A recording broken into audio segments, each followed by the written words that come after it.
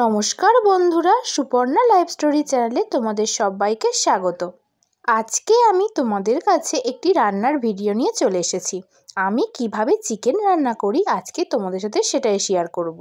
তার জন্য আমি এখানে 500 গ্রাম চিকেন নিয়েছি, আর চিকেনটাকে ভালো করে আমি ধুয়ে নিয়েছি। আর আমার না মাংসর ঝোলের ওই আলুটা খেতে দারুণ লাগে, তাই আমি এখানে 8 পিস আলুকে কেটে ধুয়ে নিয়েছি। এবার আমি কড়াইতে তেল দিয়ে আলুগুলোকে ভেজে নিচ্ছি। আমি সবসময় মাংসের ঝোল করার সময় খাসি হোক বা চিকেন হোক, যে মাংসই করি না কেন আলুগুলোকে ভেজে নিই। আলুগুলোকে একটু লাল লাল করে বেশ ভেজে নিলে খেতে তো দারুণ লাগে আমার। সামান্য একটু হলুদ গুঁড়ো দিলাম ও একটু নুন দিলাম। এবার আমি আলুটাকে বেশ একটু লাল লাল করে ভেজে নেব। এই দেখো আমার অনেকটা লাল লাল করে ভাজা হয়ে গেছে। এবার আমি আলুগুলোকে তুলে নেব। এই দেখো আলুগুলো বেশ লাল লাল করে ভাজা হয়ে গেছে, আমি এটা তুলে রেখে দিয়েছি। আর এখানে আমি টমেটো কুচি নিয়েছি, রসুন কুচিয়ে নিয়েছি, আর পেঁয়াজটাও কেটে নিয়েছি।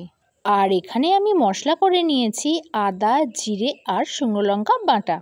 এবার রান্নাটা শুরু করা যাক। তার জন্য কড়াইতে তেল গরম করে নিয়েছি, আর অল্প একটু চিনি দিলাম, কারণ চিনি দিলে টেস্টটা বেশ ভালো হয়। আর এখানে এবার আমি যে রসুনটা কুচিয়ে রেখেছিলাম সেটা দিয়ে দিলাম। রসুনটা একটু লাল লাল করে আমি ভেজে নেব। রসুনটা আমার ভাজা হয়ে গেছে। এবার যে আমি পেঁয়াজগুলো কুচিয়ে রেখেছিলাম সেইটা পেঁয়াজটা আমি ভেজে নেব। পেঁয়াজটা একটু লাল লাল করে আমি ভেজে নেব। তার জন্য আমি এখানে সামান্য একটু নুন দিলাম। পেঁয়াজ ভাজার সময় নুন দিলে পেঁয়াজগুলো বেশ একটু নরমে যায়, তাই সামান্য একটু নুন দিলাম।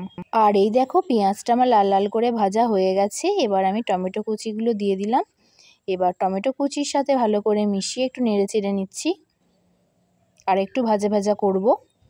দেখো আমার বেশ এগুলো ভাজা ভাজা হয়ে গেছে। এবার যে চিকেনটা আমি ধুয়ে রেখেছিলাম চিকেনটা এখানে দিয়ে দিলাম। এবার চিকেনের সঙ্গে ভালো করে মিশিয়ে নিচ্ছি। অনেকে অনেক রকমভাবেই চিকেন রান্না করে, কেউ ম্যারিনেট করে রাখে, তারপর কেউ আরও অনেক রকম মশলা দেয়, সেগুলো হয়তো খেতে ভালো লাগে। হ্যাঁ, হয়তো ভালো হয়, কিন্তু আমার না ওসব চিকেনের থেকে আমার এই চিকেন এভাবেই রান্না করা চিকেন খেতে আমার বেশি ভালো লাগে। শরীরের কোনো অসুবিধাই হবে না, তারপরে নিজের শরীরের পক্ষেও ভালো, আবার বেশি মশলা তো ভালো নয় খাওয়া। আর এইভাবে চিকেন আমরা রান্না করি, সত্যি খেতে ভালোও লাগে। আর একটু আমি হলুদ গুঁড়ো দিয়ে দিলাম। হলুদ গুঁড়ো দেওয়ার পর ভালো করে আমি একটু মিশিয়ে নিচ্ছি।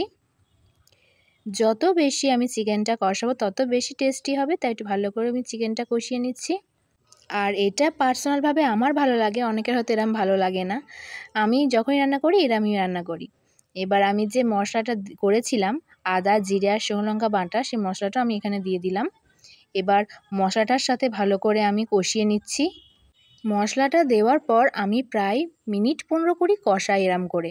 আর দশমীতে যদি এইভাবেই চিকেন রান্না করো, আশা করছি তোমাদের দারুণ লাগবে খেতে। চিকেন কষা হেব্বি লাগবে খেতে। রুটি দিয়ে তো আমাদের প্রায় হয় এইভাবে চিকেন কষা, আর ভাত দিয়েও একটু ঝোল করি ওই জন্যে। আর এই দেখো অনেকক্ষণ ধরে কষাচ্ছি।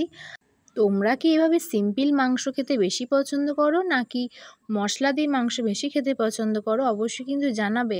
আর আমার চিকেনটা কষতে কষতে এত লোভ লাগছিল, মনে হচ্ছিল আমি খেয়ে নিই এক পিস তুলে। এই দেখো কি সুন্দর লাগছে দেখতে। এবার আমি যে আলুগুলো ভেজে রেখেছিলাম এখানে, আলুগুলো এবার আমি দিয়ে দেবো এখানে। দিয়ে আলুগুলো দেওয়ার পর আমি ভালো করে একটু আলুটার সাথে মাংসটা মিশিয়ে নিচ্ছি। দিয়ে একটুখানি বেশ একটু নেড়ে চেড়ে নেব ভালো করে। কেমন লাগছে বলো? তোমাদের কি দেখতে দেখতে লোভ লাগছে? আমার তো প্রচুর লোভ লাগছে। ভালো করে একটু কষিয়ে নিচ্ছি আলুটা দিয়ে এবার একটু আমি গরম জল অ্যাড করে দিলাম। আমি সবসময় রান্না করলে গরম জলই দিই। যেহেতু এটা আমি ভাত দিয়ে খাবো তাই অল্প একটু জল দিলাম। আর রুটি দিয়ে খেলে তো কষা রাখতাম, রুটি দিয়ে কষা তো খুব ভালো লাগে। আর আমি যেটা ভাত দিয়ে খাবো তাই আমি অল্প একটু জল দিলাম। একটু ফুটুক, ফোটার পর আমি নামিয়ে নেব। এই দেখো ফুটছে মাংসটা, আর কি সুন্দর কালার হয়েছে দেখো। তোমাদের কেমন লাগলো আমার রান্নাটা বলো। আর যেহেতু আমি পেঁয়াজ ভাজার সময় একটু নুন দিয়েছিলাম, তাই এখানে সামান্য একটু নুন দিয়ে দিলাম। তোমরাও নবমীতে এই স্পেশাল চিকেন বানাতে পারো, দেখবে খুব ভালো লাগবে। আমার চিকেনটা হয়ে গেছে, এবার আমি চিকেনটা নামিয়ে নেব। তৈরি হয়ে গেছে তোমাদের জন্য স্পেশাল নবমীর চিকেন কষা। নবমীতে অবশ্যই কিন্তু এভাবে চিকেন কষা বানিও। আবার দেখা হবে পরের ভিডিওতে। সবাই খুব ভালো থেকো। টাটা বন্ধুরা।